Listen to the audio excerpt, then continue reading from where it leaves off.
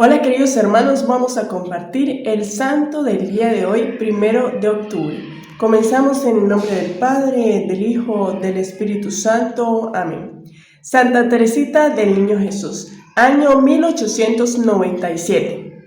Nace el 2 de enero de 1873 en Alencón, Florencia. Su padre Luis Martín era relojero y la mamá, Acelia María, costurera. Tuvo una infancia feliz y llena de buenos ejemplos. Ella misma lo dice: mis recuerdos más antiguos son de sonrisas y de demostraciones de aprecio y ternura. Desde muy pequeña es muy viva, impresionable y ambiciosa. En cierta ocasión, en que le ponen a escoger entre varios regalos, exclama: yo me quedo con todo. Ese será el retrato de su vida. Más tarde exclamará: Dios mío, yo lo quiero todo, yo te quiero a ti. Quiero ser santa, pero no a medias, sino completamente. Su padre le va enseñando poquito a poco a decir sí a Dios cada vez que la conciencia le pida hacer algún sacrificio en favor de los demás. En 1877, cuando la niña tiene apenas 4 años, muere la mamá. Desde entonces su hermana mayor, Paulina, y su padre se encargan totalmente de su educación. Y para que las muchachas huérfanas puedan estar bajo la protección de una tía, se van a vivir a un pueblo llamado Lisieux. Se pronuncia Lisieux. Por eso la llamarán más tarde Teresita de Lisieux. Su hermana Paulina le lee frecuentemente libros religiosos y esto va despertando en la niña un gran amor por Dios y por la religión. Cuando Teresita tiene 9 años, su hermana Paulina se va de religiosa a donde las hermanas carmelitas. Esto deja en el alma de la niña un enorme vacío, el cual logra suavizar colocándose bajo la protección de la Madre de Dios, cuyo cuadro parece demostrarle que la Virgen María la ha aceptado como hija y la toma bajo su protección, lo cual la consuela muchísimo. En el colegio, dice ella misma, había alumnas que gozaban de alguna preferencia especial de ciertas profesoras. Yo me dediqué a obtener que alguna de ellas me tuviera preferencia, y gracias a Dios no lo conseguí, y con esto me libré de muy graves peligros afectivos. Cuando Teresita tiene 14 años, su otra hermana, María, se va también de religiosa a donde las carmelitas. Su soledad aumenta, pero en la Navidad de aquel año le parece que el niño Jesús la invita a consagrarse totalmente a él. Aquella Nochebuena la consideró siempre como la noche de su conversión. Lo que más le movió a dedicarse totalmente a Jesucristo fue un comentario piadoso oído a su amadísimo papá en aquel 24 de diciembre. Anuncia a su padre que desea entrar también ella de hermana carmelita. Él acepta, pero resulta que en el convento no aceptan niñas de esa edad. Entonces se van en una peregrinación a Roma en 1887. Con ocasión de la celebración de los 50 años de sacerdocio del Papa León XIII. Y cuando el Santo Padre pasa bendiciendo a los peregrinos, Teresita se le adelanta y le dice: Santo Padre, como regalo de su jubileo o bodas de oro sacerdotales, concédeme la gracia de entrar de hermana carmelita a los 15 años. El sumo pontífice la mira con exquisita amabilidad y le responde: entrarás, si esa es la voluntad de Dios. Junto con su padre va en peregrinación a visitar varios santuarios o templos famosos en donde se obran milagros. Y en abril de 1888, 3 meses después de la muerte de San Juan Bosco, logra entrar al convento de las Carmelitas en Lisieux. Esta fecha la llamó ella el día de mi felicidad total. Las religiosas notaron desde el primer día en ella equilibrio emocional no común en las niñas de esa edad de 15 años. Y el director espiritual quedó admirado de que esta joven no vivía de vanas ilusiones, sino que tomaba la vida con seriedad y paz. Desde el principio de su vida religiosa, su libro preferido es siempre la Santa Biblia, sobre todo el Nuevo Testamento. Sus oraciones preferidas, además del Padre Nuestro y del Ave María, son siempre los salmos de la Santa Biblia. Le agrada mucho leer y meditar los santos evangelios y las cartas de San Pablo. Por orden expresa de sus superiores, escribe su autobiografía que titula Historia de un alma, y es un libro que se ha hecho famoso en todo el mundo. En 1889 sufre la pena de ver que su padre pierde el uso de la razón a causa de unos ataques de parálisis. Por 3 años lo tuvieron recluido en un sanatorio. Ella dice: los 3 años de martirio de nuestro padre, que lo fueron también para nosotras sus hijas, fueron quizás los más ricos en mérito y los más fructuosos para la eternidad en nuestra vida, y yo no los cambiaría por los éxtasis más sublimes. Así saben sufrir los santos. El 8 de septiembre de 1890, en la edad de 17 años, hace sus votos o juramentos de pobreza, castidad y obediencia, y queda constituida hermana carmelita, hermana Teresita del Niño Jesús. Ese día escribe: quisiera poder dar mi vida por Jesucristo como Santa Inés, y si Dios no quiere que sacrifique mi vida derramando como ella mi sangre, quiero hacer de mi existencia un sacrificio continuo por amor del Señor. Uno de los principales deberes de las hermanas carmelitas es orar por los sacerdotes. Teresita consideró este deber como uno de los más importantes de su vida. En su viaje por Italia, había visto algunos casos que la convencieron de que los sacerdotes pueden no llegar a la santidad a la cual los llama el Señor, si no hay quien rece mucho por ellos, y se dedicó a encomendar día por día a todos los sacerdotes, pero especialmente a aquellos que estuvieran en mayor peligro de ser infieles a su vocación y a sus deberes sacerdotales. Y aún después de muerta han sido maravillosas las gracias de conversión y de perseverancia que muchísimos sacerdotes han obtenido al encomendarse a ella. El cardenal Leger de Canadá decía: recién ordenado sacerdote, yo era débil de salud del cuerpo y de salud del alma, y empecé a encomendar mi sacerdocio a Santa Teresita, y ella me obtuvo una rebosante salud corporal y entusiasmo por mi sacerdocio y perseverancia. No sobra decir que el fervoroso cardenal Leger terminó dejando las comodidades de su cardenalato en Quebec para irse al África a cuidar leprosos, y murió como un santo.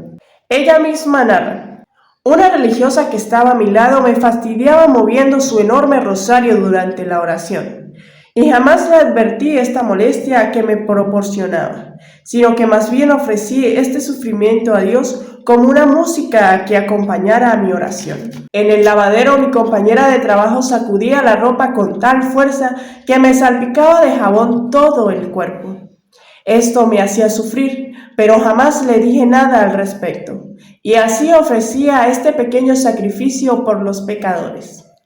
Una hermana anciana era muy neurótica y estaba paralizada. Me mandaron a atenderla, y lo primero que gritó al verme fue: ¿para qué me mandan niñas si yo no soy niñera de nadie? Yo sentía fastidio por ella, pero me propuse dominarme y demostrarle todo el afecto de hija cariñosa, y hasta le partía el pan y lo colocaba en sus labios, hasta el punto que ella un día le preguntó a la Madre Superiora si yo no le tendría un afecto desordenado y exagerado, siendo que lo que sentía por ella en mi interior era un verdadero fastidio. Tanto fue su agradecimiento que en su última enfermedad pidió como gracia especial que estuviera yo junto a su lecho en el momento de morir. Alguien le pregunta: ¿por qué nuestro Señor le ayuda tanto, mucho más que a otras personas? Y ella responde: no sé, debe ser porque me considero siempre muy pequeña y muy necesitada. Yo estoy siempre ante Dios como quien no vale nada de por sí y todo lo necesita obtener de la ayuda divina. Es que la frase del Evangelio que más le había impresionado era aquella de Jesús: quien desee ser el primero en el reino de los cielos, que se haga como un niño. Quien no se hace como un niño no entrará en el reino de los cielos. A otra persona que le preguntaba cuál era la razón por la cual sus consejos tenían tanta eficacia con las personas que lo escuchaban, le contó su secreto. Yo nunca aconsejo nada a nadie sin haberme encomendado a la Virgen Santísima. Ella es la que hace que las palabras que digo tengan eficacia en los que la escuchan. A los 20 años, en 1893, fue nombrada maestra de novicias, un cargo clave en una comunidad, porque es la encargada de formar a las futuras religiosas. Acerca de dicho oficio escribió: este oficio de formar personas es muy difícil en la práctica, y lograr que cambien y que amen de veras a nuestro Señor, si no es con la ayuda de Dios, sería tan imposible como querer que el sol brille a medianoche. En 1894 muere su padre, y entonces Celina, su otra hermana, entra también de religiosa en el Carmelo. Así que ya son Teresita y sus 3 hermanas todas religiosas. En la noche del Jueves Santo de 1896, Teresita sufre la primera señal grave de la enfermedad que la iba a llevar al sepulcro, la tuberculosis o tisis. Esa noche un vómito de sangre le anuncia, como dice ella misma, que el amor de los amores vendrá ya muy pronto a llevarme al paraíso. Su terrible enfermedad dura 18 meses, que son un verdadero martirio, pero sobrellevado con un valor, una calma y una alegría verdaderamente admirables. De vez en cuando tiene que salir a pasear por el jardín, por orden del médico. Cada paso que da es como un puñal que se clava en sus pulmones enfermos. La enfermera le dice: Teresita, ya que sufre tanto al caminar, no camine más. Y ella le responde: sigamos, es que cada paso doloroso que doy lo ofrezco por un misionero que esté en peligro de desanimarse de su vocación. Las misiones y los misioneros son el tema de todas sus oraciones y el fin por el cual ofrece su enfermedad dolorosa y agotadora. Por eso la nombran después patrona de las misiones y de los misioneros. Ya enferma, anuncia varias cosas que después se cumplirán exactamente. Siempre he ofrecido a Dios amor y solo amor, y Dios me pagará con amor. Después de mi muerte derramaré una lluvia de rosas. Quiero pasar mi cielo haciendo bien a la tierra, y esto se ha cumplido de manera admirable. Lo narra ella misma. Buscaba en la Sagrada Escritura cuál sería el mejor método para agradar a Dios, hasta que al fin descubrí en la segunda carta de San Pablo a los Corintios, capítulo 13. Si yo no tengo amor, nada soy. Y descubrí que mi oficio en la iglesia era el amor. Amar a Dios con todo el corazón y con toda el alma y sobre todas las cosas, y amar al prójimo como uno se ama a sí mismo.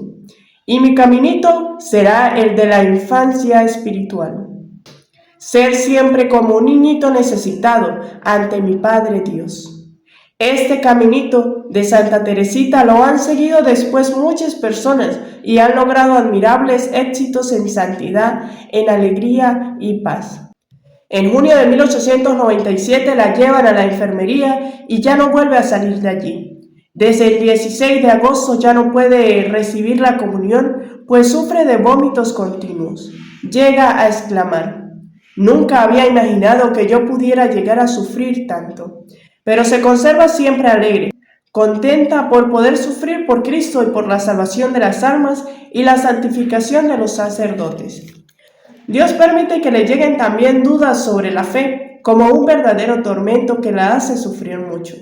Así llegaba a su ideal: si no puedo ser mártir como Santa Inés derramando mi sangre, que logre ser mártir sufriendo todo por amor a Jesucristo. El 1 de octubre de 1987 exclama: no me arrepiento de haberme dedicado a amar a Dios, y dulcemente expira como quien se queda plácidamente dormida. Tenía 24 años. Antes de morir ha pedido que no lleven flores a su ataúd, sino que ese dinero lo gasten en ayudar a gente pobre. Su entierro es humilde y en el solar del convento queda sepultada, como una ignorada y pobre mujercita del pueblo. Pero empieza a obtener una serie de milagros, favores y gracias tan admirables que su devoción se riega por todo el mundo como un incendio por un lago de combustible. Y es tanta la gente que la invoca, que el Papa Pío XI, contrariando la antigua tradición de no declarar santo a nadie antes de que cumpla los 50 años de haber muerto, la canoniza o declara santa en 1925, solo 27 años después de haber pasado a la eternidad. Y el Papa en 1927 declara patrona de todas las misiones católicas del mundo a esta jovencita muerta a los 24 años, que no salió de su país ni de su convento, jovencita débil de salud, delgada, rubia, de ojos azules muy vivaces, de sonrisa siempre amable y palabras siempre alegres, de cejas arqueadas, de boca pequeña y facciones delicadas, que ofreció su vida en holocausto de amor a Dios por la santificación de los sacerdotes y la conversión de los que aún no aman a Cristo como hay que amarlo. Su fiesta se celebra cada año el 1 de octubre y los favores que Santa Teresita sigue obteniendo a los que le rezan con fe y a quienes leen su autobiografía, Historia de un alma, son incontables. Una vez más se cumple la profecía de Jesús: los últimos de este mundo serán los primeros en el reino de Dios.